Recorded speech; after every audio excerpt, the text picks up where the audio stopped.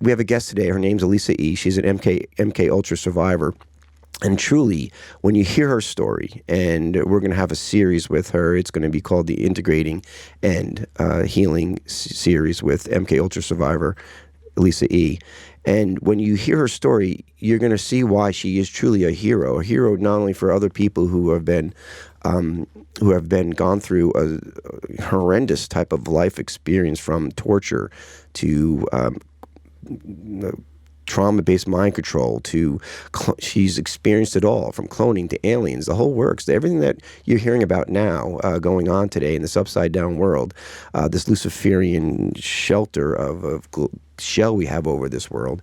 And you're going to find out that there is such a serious appreciation for somebody who is a hero and going through life of understanding the integration process, not only from a multiple personality perspective, which she has many personalities, many alters as they call it in the industry, but also from a perspective of healing, of willing to the human journey of awareness and awakening within yourself. And to have such I don't want to say a late start, but to have so many things going against you in your life, slowing down from outside sources, and not really understanding what you're actually experiencing, because you're out of control. You're being handled by handlers, programmers from birth. And this lady started from birth on this level of type of torture and also type of mind control. Not type, it is mind control at the worst levels, and really ritual cults. So you're gonna have an opening, and you're gonna have an understanding of what a great hero she really is. And I'm gonna play one thing real quick here, just to give you a little idea what MK Ultra is. So why don't you show that a little bit, and then we'll talk a little bit more about our guest. The CIA is carrying out mind control on countless numbers of unwitting American victims. And he even went so far as to say the basic methods that they use in this mind control: hypnosis, drugs, and torture. Three parts policy that they had adopted there. The second one was to find a way of being able to get total control of people's minds. And that would be done by taking hypnotism out of the realm of the occult and introduce it as a new science for the benefit of mankind.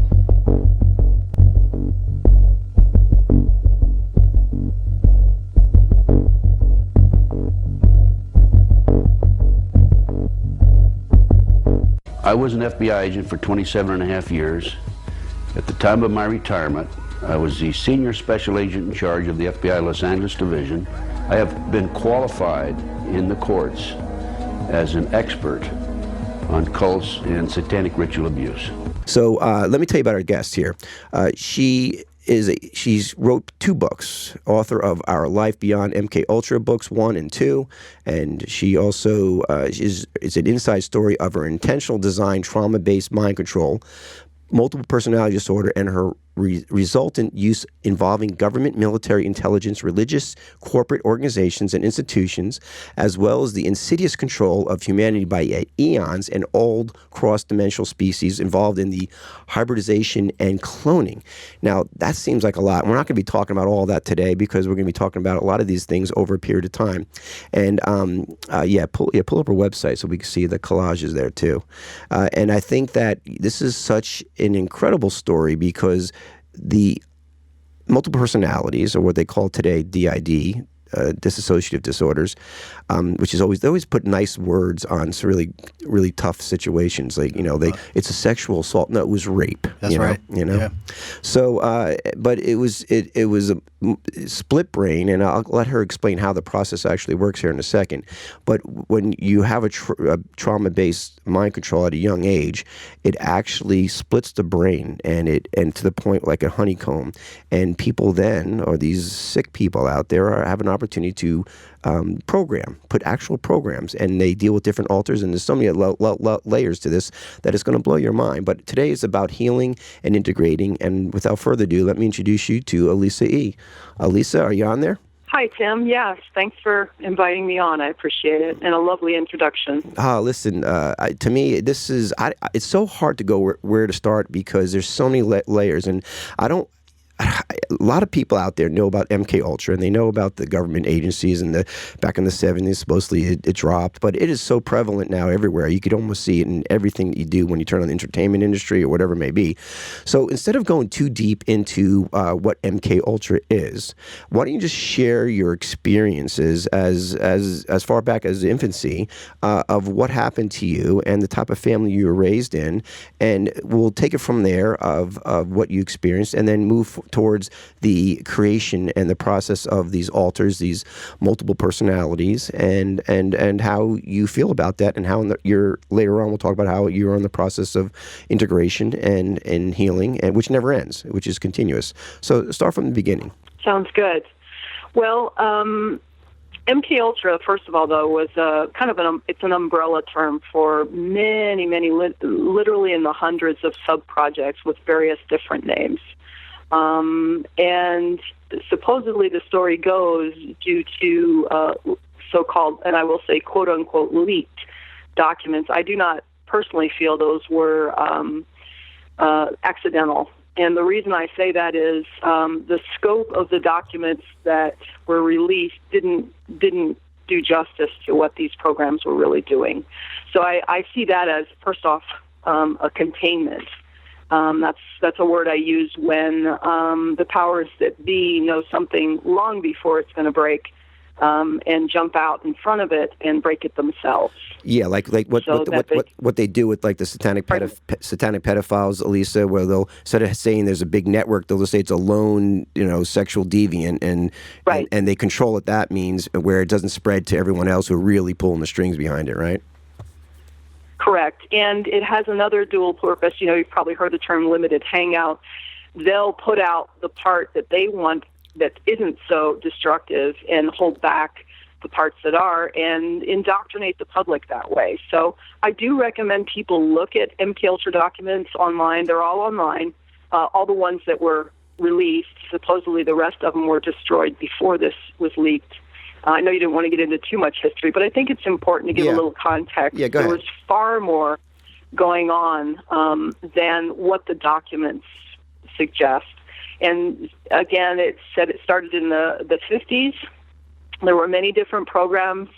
It was not only intelligence-related, CIA, but there were other various DIA, Defense Intelligence Agency. There were various agencies, intelligence agencies involved.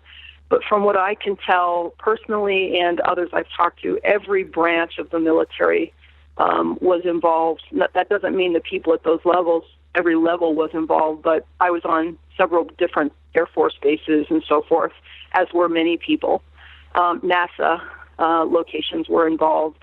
And then there's complicity on the various government levels, the DOD, and even into justice big time, the Department of Justice. So on the executive branches even, and then a lot of people who come out of various high-level military, intelligence, political positions move into the corporate arena. So the corporate arena was heavily involved, and then the higher levels of various religions, very much so, were involved. The Jesuits, the Mormons, and this doesn't fall necessarily down to the congregation level. Most congregations don't have a clue of what the higher levels are doing. So, but it's not, it's a huge network. This is absolutely huge. It's global. And so it's not just a few bad apples or a few MKUltra victims. And to me, that's kind of where they wanted to take the narrative as things have released, and they're continuing as if it's, a few bad apples, and they'll offer up what I call a sacrifice publicly, like what's going on with the gymnasts right now. Yeah. They offer up one person, and he's the culprit. Or Weinstein brothers, or I think or Epstein brother, what are the Weinstein brothers? Yeah. Yeah, Weinstein. Yeah. Yeah. So, the higher levels of the USAG and the gymnastics doesn't get touched. And this is this is intelligence 101. I mean, this is standard operating procedure. And it works. that works with the public. So apparently, I didn't. It's not like I went back. I tried to talk to my family over the years, and then I left them in the mid 2000s, late 2000s. I knew I had to disconnect. I was waking up, and I couldn't reach them. I'm going to say this: they're all victims. All of them are victims. Some of them were victims come perpetrators, and that's what happens. That's what happened to me. That's what the mind control, was really for in the extreme that we went through. So, and there's different schools of thought on what we call multi-generational abuse and trauma-based mind control. There's kind of the more clinical version, and then there's the more esoteric version, and basically you have to combine the two. And what that means is, if you are born into, and you'll hear the term bloodline families, which I am, and what happens is over many, pardon me? Go ahead. No, go ahead. I'm not. Oh, I got some feedback. Yeah, Sorry. yeah, we did. What happens is over many generations, people don't realize, but if you practice abuse and trauma through the generations, it literally becomes a genetic anomaly of sorts. So that when you're born into it, you have, this is my version of it, you have a propensity right from the get-go for major dissociation. That's what they're looking for when they pick individuals or family lines, or sometimes they pick children who are already born and just in a very dysfunctional household. What they look for is highly dissociative. And that's what the multi-generational will permit from the clinical side. And then the esoteric side is there are entities that aren't quite as physical. Some of them can manifest very physically here, but they're kind of in and out of this frequency that we live in, this realm we live in. And they kind of oversee it in many ways. And what I'm talking about is a very malevolent groups. And so through these, Lisa, let me ask you a question. Yeah. So on the physical level, you said bloodline. So are you referring specifically to certain blood types? Like, No. A positive? No, O I mean, positive, that may be the case. Okay. I've never done any looking at the blood type work. What I'm referring to, which may be the case, but Yeah. what I'm referring to is basically it's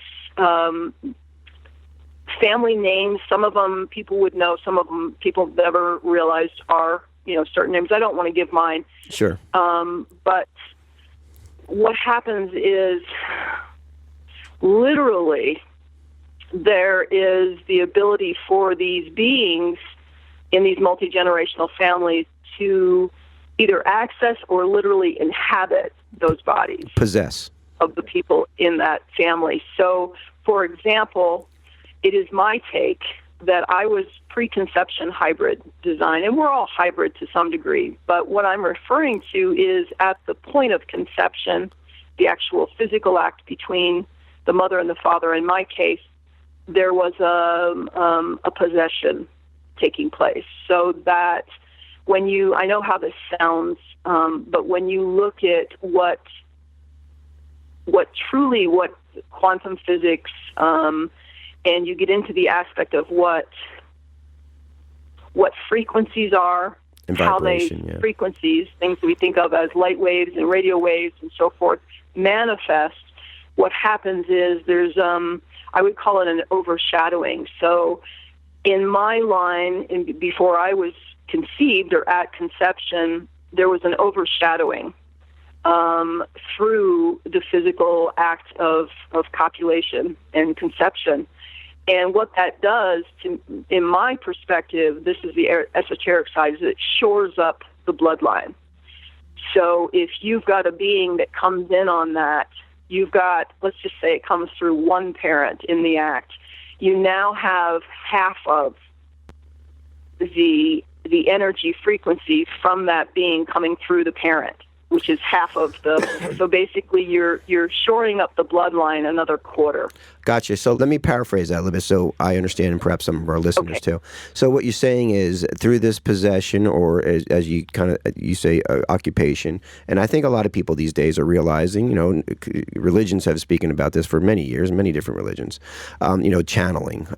Channeling is considered more positive in I guess connotation to it, where you're channeling entities like Saint Germain or the other what's his name there with the law of attraction. But anyway, it'll come to me in a second. But so there's this possession, and there's a intentional, deliberate possession with at least one, or if not both, of the people who are about to copulate and create a child, and in that frequency and vibration, which everything is in this world, and a lot of our listeners understand that everything's frequency.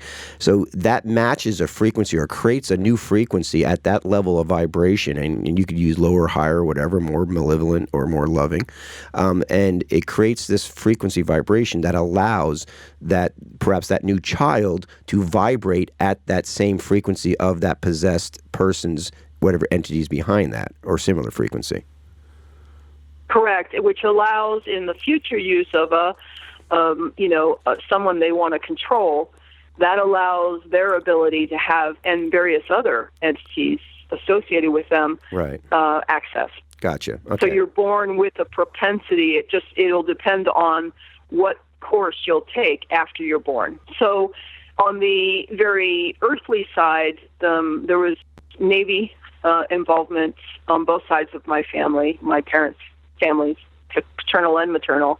Because they were mind controlled too. They were mkultra as well. They were tortured and trauma based mind control through their life, and perhaps maybe even their parents were.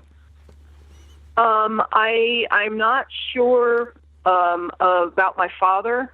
I believe my father brought it in through more of an esoteric way.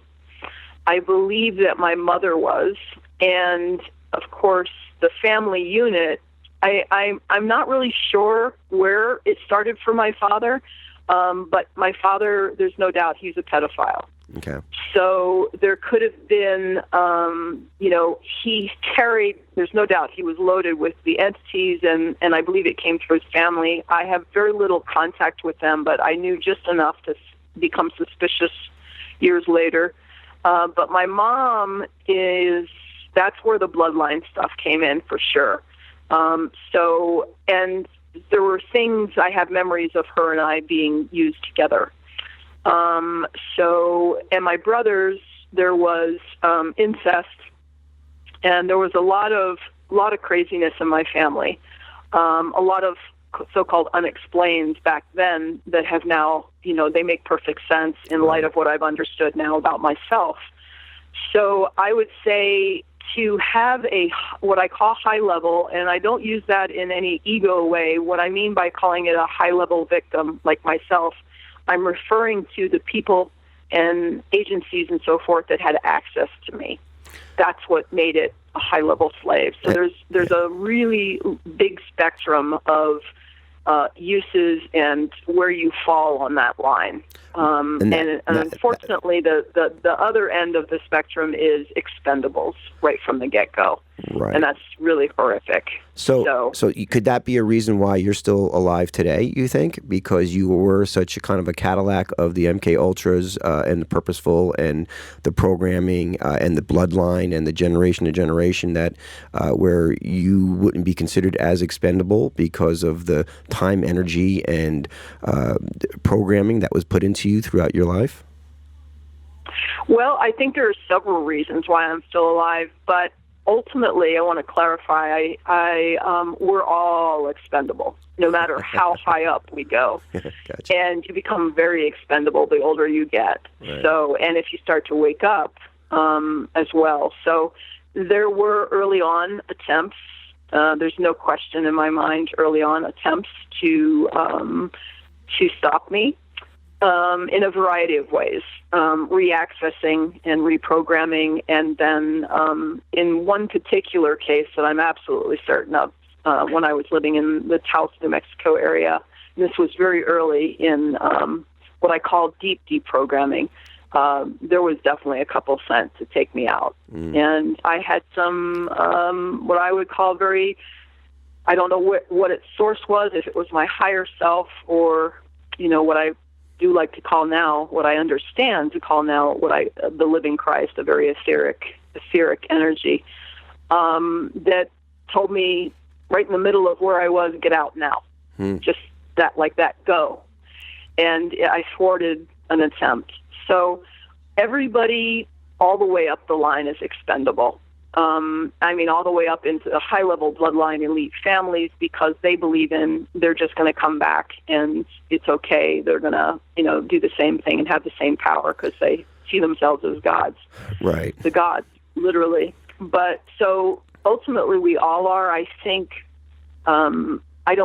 know that grace has played a role in my life, even though I can't define grace. I understand it's definitely there. And there was an awareness, some kind of protection, and it's not because I'm more special than anyone else. I've heard it from some other people who have also, they're in the deep deprogramming process and they're surviving despite what's coming at them. So I don't really know why I'm still here, other than perhaps because I was willing to do this that I'm doing now. Well, Elisa, that's really a testimony to the highest of power and how these beings, these entities, these elitists, these demigods, let's say, for whatever reason, really are under the same ultimate power as we are. And I think a lot of people give them a lot more power and credit here on this earth than they really not only justified to, but there's no need to, because of our separation from God us all there is, Christ, whatever you want to use in your life. But I think we have given them so much power because they have basically invaded our three-dimensional world, or created it, our three-dimensional world, or however you want to go far back. But it's a testimony of how, once you align yourself with that higher and the highest of power, of that beautiful abundance of love and energy, or whatever you want to call it, personified, or if you want to keep it as an energetic experience. But once you are identifying that flow, that's the true, let's say, protection. That's the true ultimate power of living life in that, what I call living an intentional life, living in the flow of God, right? And so I think that's something that you discovered at a later age, and we'll talk about that. But real quick here, just go back to how your experience started at infancy, since you were born into this generational trauma-based mind control and MKUltra, not just the MKUltra program, but this overall mind control and chaos in your family, and the incest and the confusion, and I can't even imagine. Basically, what happens is they started very early. Matter of fact, what I'm working from. I have a series of systems of altars inside. I think you asked me to mention that before, and yeah. There's various systems, and I've done my best to describe them or even understand a certain label about them. I have, first of all, what I call a frontline system, and that's made up of several altars who protect anything. Basically, it's a super strong line, or was a super strong line, and that basically was the barrier. They were the barrier between what got in and what got out of me. So in other words, if there was other altars, what I call deeper altars in various structures inside, literally structures inside, if one was to come up, the frontline system worked to stop them from getting to what I would call my true consciousness, my true higher self. They didn't want any interaction there. So, and then also things coming in from the outside of me, they would present as needed in the front line, or work kind of as a group to present and not to prevent things from going in that could disturb the system. And this is, they are masterminds at this, there's no doubt about it. This is what I call an esoteric science, because it's very much a spiritual thing, even though that word has been highly overused, spiritual. But it's esoteric, it's hidden knowledge, and what that means, esoteric, is that it's knowledge, ancient knowledge, that is basically only presented to the elite few. They feel they don't want everyone to know it. They just want to, it's for control, and so that's where the esoteric comes in. And then the science, this is hardcore tech. Yeah. This is software, hardware, proven over and, thousands of times over. This stuff works. So basically I'm structured to have a frontline system to protect, but inside there are several different systems, and there's predominant uses. Most high-level slaves have a really broad spectrum of skills and abilities based on different altars, but they'll have a kind of a predominant use. And in my case, I kind of wind it down in general terms to a lot of sex programming and a lot of kill programming. So in my family, my mother, my father was, I call him a programmer, even though he wasn't. That got handed off, the real hardcore programming, the science and the tech, got handed off to intelligence and military that was involved.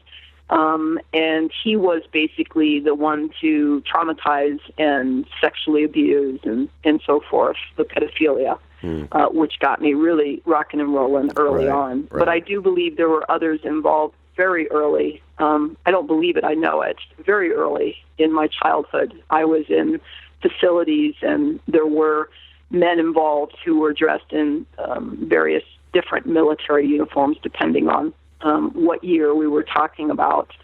And then they started the heavy-duty trauma-based mind control. The dissociation started right away. I have my earliest memory presented to me by a very small infant of me, where my breathing was being blocked. I don't know how and why, but it was being blocked in the crib.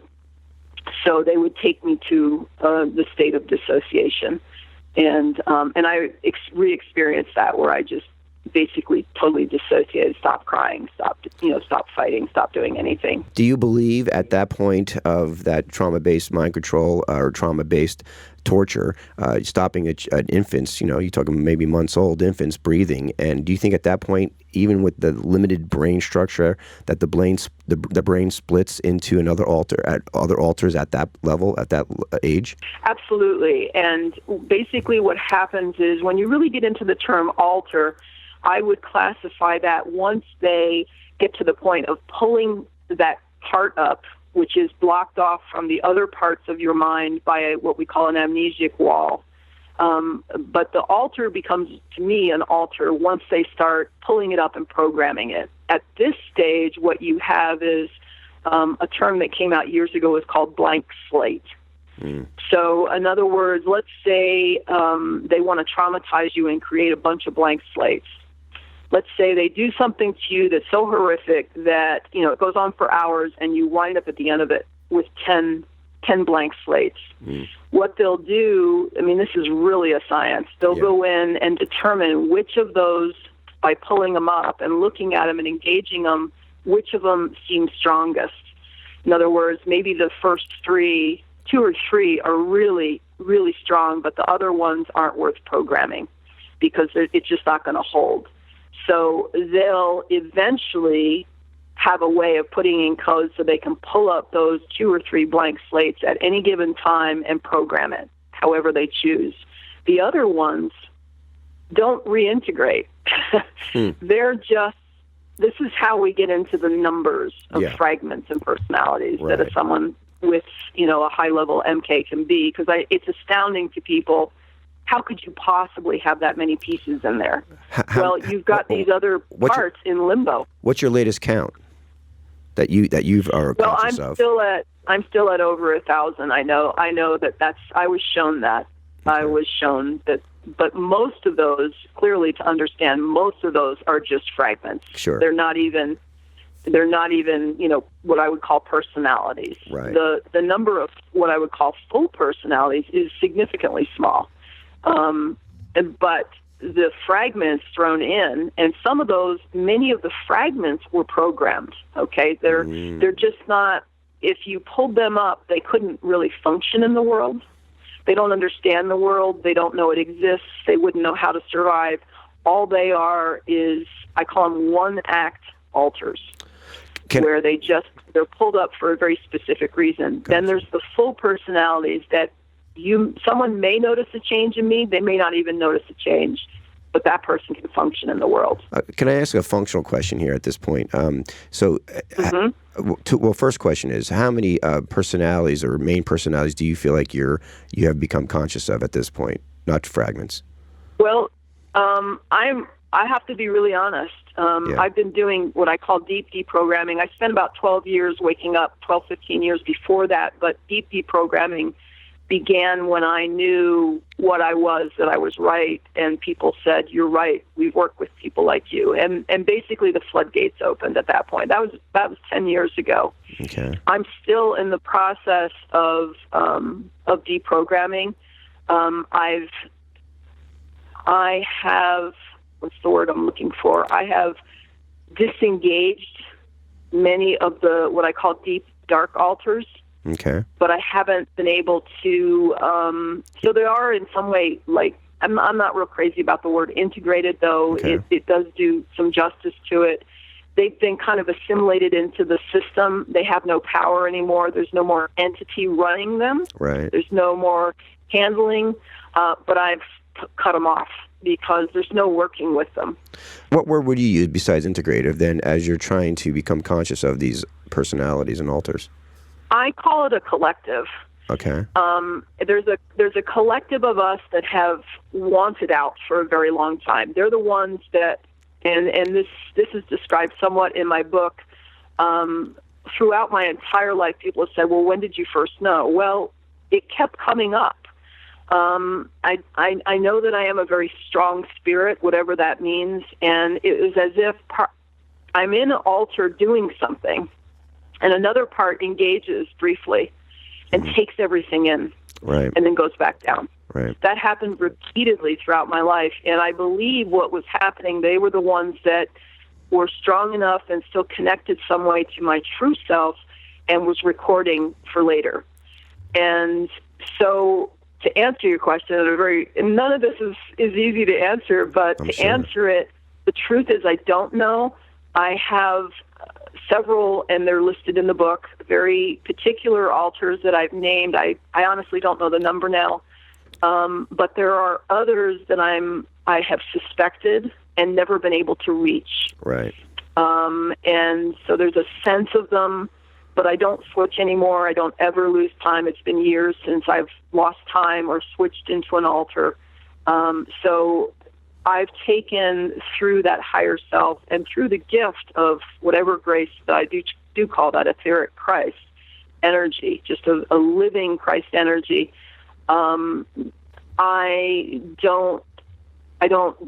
I've got control. Right. And when I say it's a bunch of us, right, but it's through my highest self. No, it does, yeah. Before we take the first break, do you share your age right now? Just give me an idea. About 10 years ago, you said you had some... Yeah, I just turned 56. Okay, all right. So you're looking at... So this started at 46 for me. 46, you're awake. Started as in deep deprogramming and where I found help. Right. That's a big one. Gotcha. You can spend years trying to find it. So no, yeah. Listen, when we get back from break, let's discuss a little bit more of the programming aspect of it, and not only programming of the different collective, but also of the fragments. And it's, you say they have it down to a science now, and maybe we could describe a little bit of that so people can be aware. And you need to know how this is done, because then you know what to avoid and to help other people. Right. We'll be right back with Elisa E. She's author of the Our Life Beyond MKUltra books 1 and 2. And I'm telling you, it is incredible. Go check it out. Also, you can go to her website, ourlifebeyondmkultra.wordpress.com. Check out. We'll be right back with Elisa E. All right, we are back with Elisa E. and talk about transforming from within and awakening and creating a silver lining. This is one very special woman who has had a very unbelievable life. And at the same time, she considers herself really as we rather than I, because of the multiple personalities and the shattering of their personality when the child was born, and through torture and through trauma-based mind control.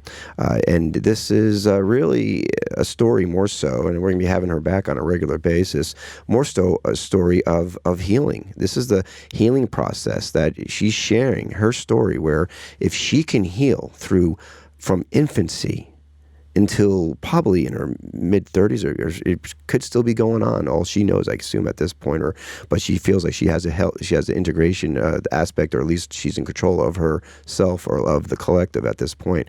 But this is a story that if she can heal through this process, what can we heal through? What can't we heal through?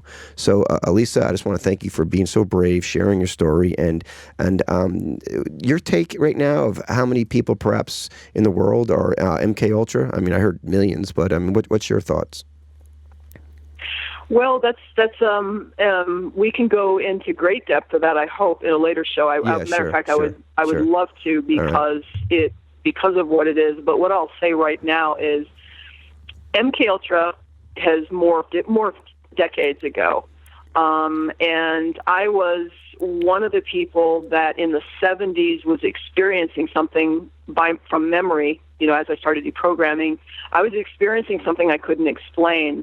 And the modern day MK Ultra it's going for everyone. No one is going to fall outside of the modern day MK Ultra. This is remote. It involves very high-tech military weaponry. And I really recommend people look at some of that online. It's no longer obviously called MK Ultra. Again, what they do is they change the names of the program before it even breaks in the news, or so it just morphs and morphs. It never stops. But what it is now is electromagnetics, directed energy weapons, utilizing Wi-Fi, smart technologies, your computer, your phone, satellites, cell towers. Yeah. And we're getting into things, and I'll just throw these words out if people want to go take a look in preparation for a show down the road. Optogenetics, Li-Fi, L-I-F-I. These are technologies that were being used. The above ground would be, just bear with me. Yeah, no, take your time. The above ground technologies are what people think they know is going on. Right. They can go to a tech site or a science site and they hear the latest, or biotechnologies, the latest of what's coming in the next 15, 20 years. Right. As soon as they announce, for example, optogenetics, really something people should look at. Right. They just announced that fairly recently in the last year or so, in the mainstream, what I would call more mainstream above ground science. That stuff was being utilized in the 70s, in my opinion, because I have memories. Yeah. Being utilized on MK Ultra high-level victims. So anything that is being announced as coming in the near future, we're working on it. We made a great discovery. Has already been in use in what I call the underground, or the breakaway civilization, as some people have labeled it. Yeah. Has been in use for probably anywhere, and this is conservative. 50 years is conservative. Wow. So many people say 50 to 100 years. Right. So when we talk about cloning Dolly the sheep in the 70s, cloning's been around literally for thousands of years. Right. Okay, that's the modern, and in the modern version, they were cloning humans before the information about Dolly came out above ground in the 70s. Yeah, I heard I heard like the first human clone was perhaps in the 38 or 1938. But this is fascinating. Like you said, this will definitely be one of our next series on that. And one last question on this topic you brought up. So they say usually this, my understanding for MK Ultra and this mind control and the trauma based and this malevolent entity energy is all alien based or alien foundation, and have basically through the process of possession, the process of this type of the element between our dimensions, or whatever you want to call it, or integrating or not integrating, but are possessing or taking over certain humans, right? that this is more alien-based, and that since it's alien-based, that humans who are aware of this, whether they're underground or wherever they may be, but they're using technology 50 to maybe 100 years in advance. Like you said, we only hear about it at the last, before like they used it up and they're ready to go on something new, right?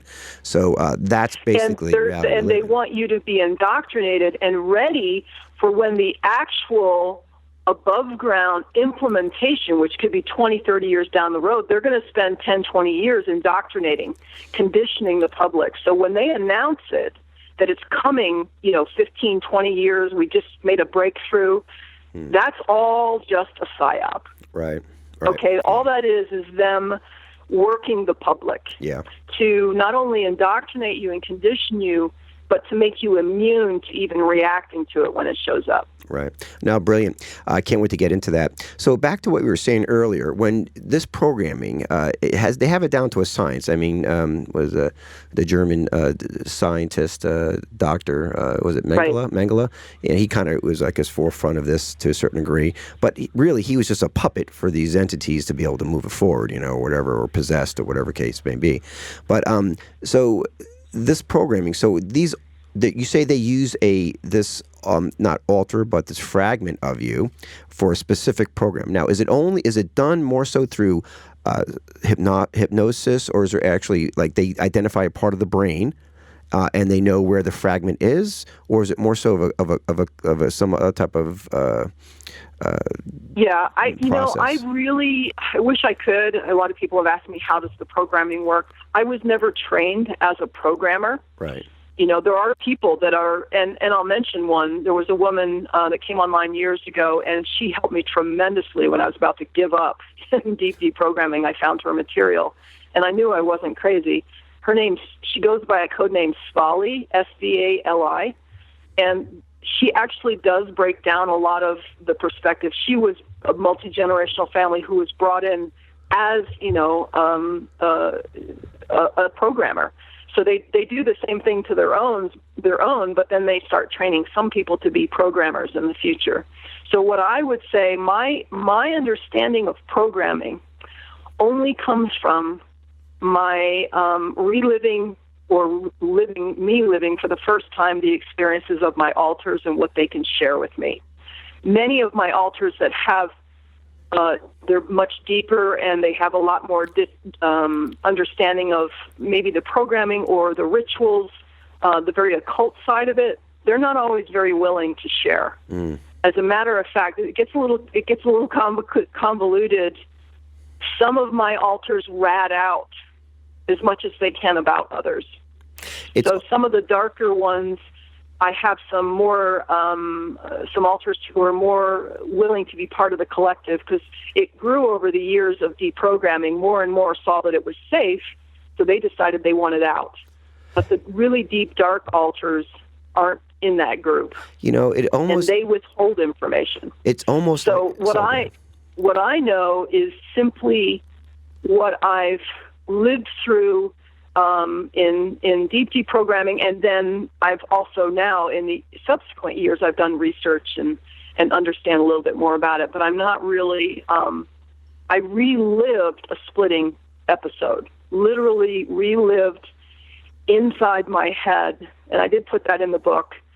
I believe it's in the first book, where what was going on inside of me, I did my best to describe what was happening in my head as I was splitting. In other words, as they were it was just flat-out torture. Yeah. It was the extreme level, and that's why they use it, is just take it to an extreme, and they can keep you from passing out so that you will split, because if you pass out, you won't split. So they have drugs and so forth they use to keep you very alert while they're doing it. And in this particular episode, I can hear someone screaming. But it's over there, and I'm over here now. And it's as though I'm now two people and I'm witnessing. And that's the purpose of these automatic splitting. It's a survival mechanism. There's no choice at that point. Like, you're not sitting there going, okay, they're really hurting me. Should I split? Should I not split? There's no thought. There's it's an automatic response at a certain level of trauma or torture, and it automatically happens, and that's what they do. So yeah, that's just incredible. Do you ever wonder, look back, where is this living Christ energy at that moment of split? Well, I think it never actually went away. And this is my opinion now, is and the reason I say that is in later years, as I started to experience that etheric energy that is, the true life force, the true saving grace, the only power. Again, the dark side is using smoke and mirrors, manipulation, Secrecy, they're, don't get me wrong, they are truly masterful at it on a global scale. But it isn't really the power of this other. So this other never goes away, ever, ever, ever. And in later years, I would walk, out in town or wherever where there were other people, and I began to see almost like this ball of light right at the heart center. And I began to see it in people, like it was waiting to be acknowledged or engaged on a conscious, active, daily basis. In other words, for me, when that really, truly entered, everything in what I call the world of man, something you'll hear in the books a lot, everything around me became secondary. It's still important, what I do in the world, that I have food and shelter, and, I have to be concerned with those things, but they become secondary. And so I believe whatever that is never left me. And, there's more to that story, but I don't want to get into that too much now. Sure. That could come, down the road. So. Right. Well, that's really fascinating because I agree. I think, like Teal Swan, if you know Teal Swan, she didn't have, of course, your experience, but more of a milder level, I guess, in the sense of she was kidnapped and raped by the satanic occultist and was traumatized until 19. And she talks about, the level of ownership that she realized. She creates her own reality, and that she on some higher level, or let's say other dimensional level, she wanted this experience for the experience of it, for whatever reason, to where she could be where she is today, or whatever the case may be. Do you ever look back that on some perhaps spiritual level you chose to go down this road? Yeah, and I've vacillated back and forth with that. I've heard a lot of what you're talking about, and I'm not going to say that I know that that's what happened. What I'll say is I try to just keep it really restricted to, my experiences and the result of those. And so what I'll share is this: in my waking experiences, when I began deep programming, or was at the cusp of it, I had a very particular experience with what I would call some demonic entity that likes to present in various forms, and one of those is looking like basically a dinosaur or reptile. Yeah, of course. Reptilians show their faces. There's a lot of terms for that, but ultimately for me, these are malevolent demonic entities. And there's another group. I'll throw this out there, but we won't get into it. It's important to look beyond Satan, Lucifer. The name I use for Satan is Ahriman. That came out of Rudolf Steiner's material and is much more appropriate for what I've experienced. But there's another group, and they're very, very old. They're called Asuras, Asuras. And they come through the Eastern, kind of more the Eastern philosophy, but Rudolf Steiner talks a lot about them. And the reason I'm bringing them in is because they were definitely part of my programming, probably the main programmers. And this group is inhuman, completely and utterly pure on evil, no good gone bad, no fallen from grace. And they're working through the Ahriman Luciferic as well. So, but they're very hidden from our consciousness and our society. So I want to leave that right there. But this being, it was an all-nighter. I had been out, came back to a darkened place where I was staying, and as soon as I turned the light on, I could kind of see him and not see him out of the corner of my eye, which is very common, by the way, with a lot of the entity stuff. It's always flashing through on the periphery of your vision. You'll see them a lot if you're really paying attention. And anyway, through the course of this night, this interaction with this being, I couldn't get it to go away. And this was really early on. I don't even think I had met the two guys that really helped me yet. But what I came to after this lasted, not his presence, but the processing of this for a couple of weeks. And I got very clear. It was this very calm part of me, what I would call this bigger part of myself, the true self with a capital S. And what that self said to this being was, I know you. I've always known you. And no, you can't be here anymore in this place, this realm. And we are part of many who are here to extricate you once and for all. And so that was kind of the general feel of it. And it felt like it didn't have anything really to do with the little me, but it was the big part of me that knew something that I didn't really fully understand. So I would have to say that I believe that, no, I know this, that the truest part of me knows a lot about the history of this realm that we live in, how long it's been, who's here, how long they've been here, what they've been doing, and what role they play in the condition of human physicality and consciousness at this time. And that the true ultimate power is what I do call the living Christ, an etheric Christ, to me, not the religious or church version, but an etheric energy that is in an ongoing long war with and offered up to those of us who are willing to engage. And there are many, I believe, there are many. No, but there's also many that are under the influence, and this is global, and that's the new mkultra, is they're bringing the technology to the level of doing what the entities have been doing. They're gaining more access on a broad and mass scale through the technology, which, don't get me wrong, we all use technology, but you need to understand what it is and why it's now taking over our world. And that makes complete sense from many different levels as what we see what's happening in our society and what's going on, and you see everything as kind of a game. But back to, and we'll talk about altars here in a little bit, but again, trust me, I want to get really more deeper Sorry, into that. I get sidetracked. No.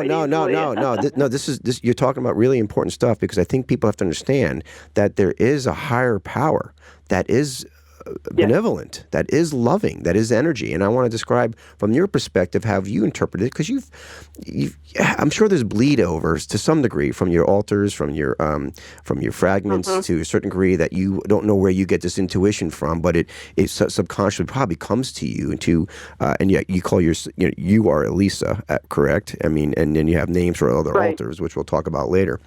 But it probably feeds to you, so it bleeds into you, and so you have this knowing that you don't even know where you get the knowing from, and probably from your experiences and your altar and your fragment experiences with not only these other entities, but just from your real life experiences here on Earth with humankind. So back to what you're saying about the living Christ energy, I see everything as vibration and frequencies these days more so than ever before.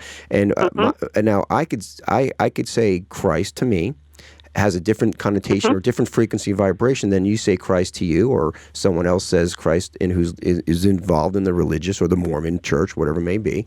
But if everything has its own unique vibration frequency, and there's this benevolent, loving energy that you said has been in a war or battle with the falling ones, whatever the case may be, do you see the living Christ energy as a personified being, or do you see it more as just an energetic being? How do you incorporate that in your belief system?